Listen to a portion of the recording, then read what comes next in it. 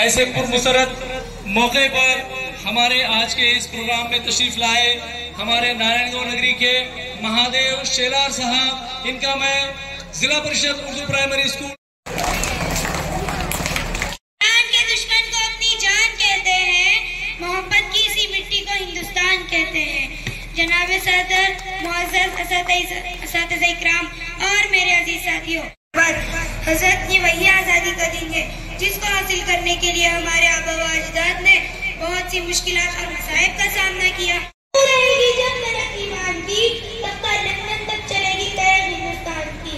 हिंदुस्तान को आजाद कराने में सिर्फ बुजुर्गों का नहीं बल्कि बच्चों, एक दूसरे का हम सभी सम्मान करेंगे, झगड़ा न कभी हिंदू मुसलमान करेंगे। नफरत जो सिखाए हमें आपस में लड़ाकर, नफरत जो सिखाए हमें आपस में लड़ाकर हम इसके लिए जंग का ऐलान करेंगे।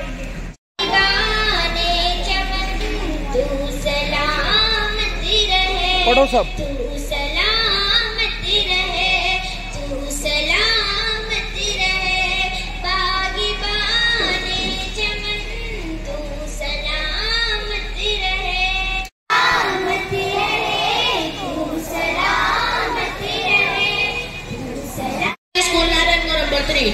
Today is 15th August and I wish you all a very happy Independence Day. I wish you all a very happy Independence Day. India got freedom on this day in 1947. It is a national festival of India. I love my country. Thank you very much. सर्व देशवासियांना अस्सलाम वालेकुम. आज खूप आनंदाचा दिवस आहे. आजच आपण इंग्रजांच्या गुलामीतून मुक्त झालो होतो. आपल्या स्वतंत्रता सेनानीच्या बलिदानाची जाणीव व त्यांच्यावर आपला असायला हवा.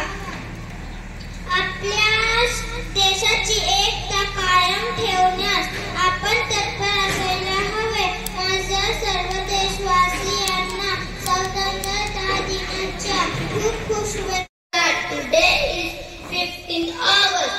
We are celebrating Independence Day. I wish you all a very happy.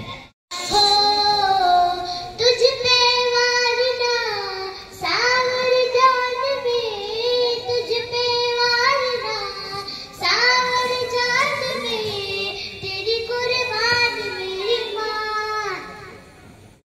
Phone आला मला. खरंच म्हणजे किती बिझी असलं तरी ह्या मुलांसाठी मला वेळ काढतोच म्हणते मी, कारण खूप गोड मुलं आहेत. अतिशय कौतुकास्पद आहे.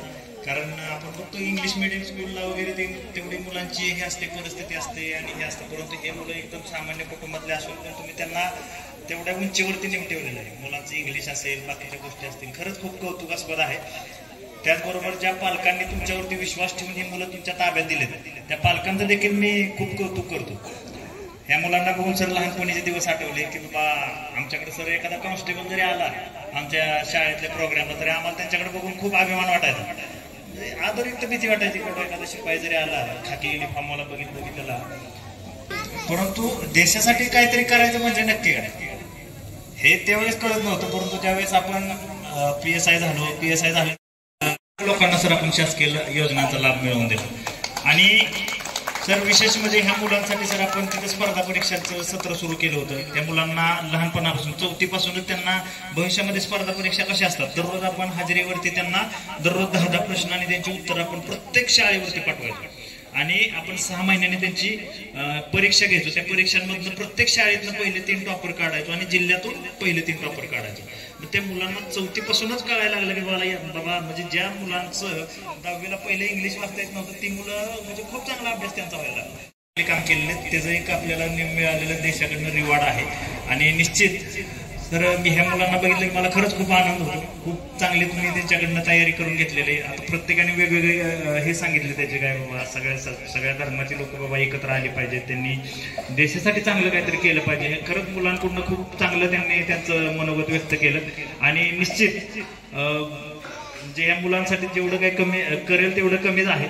आणि या ठिकाणी अजून एक महत्वाची गोष्ट की आपल्या आता ह्याचं कोणतं फाउंडेशन KGN फाउंडेशन असेल किंवा बाकी आपले मुस्लिम समाजाचे जे ट्रस्टचे सर्व पदाधिकारी आहेत ते नेहमी मी बघत असतो की काही ना काही आपल्या शाळेसाठी मुलांसाठी काही ना काही करत असतात आणि खरं ही काळाची गरज आहे. बरोबर, काळाची गरज आहे. तर मी तुमचं देखील खूप खूप कौतुक करतो. किंवा कुठल्या तरी शासकीय पदावरती पुन्हा एकदा त्याच्यासाठी टाळ्या वाजवाल, ही खरी काळाची गरज आहे. गेस्ट कोण असावं तर आपल्यातनंच मोठा झालेला एखादा ह्या शाळेत शिकलेला आणि बाकीच्या मुलांसमोर आदर्श निर्माण करणारा माणूस पुढे आला पाहिजे. मी ह्या शाळेत शिकलो, मी होऊ शकतो तर तुम्ही का नाही.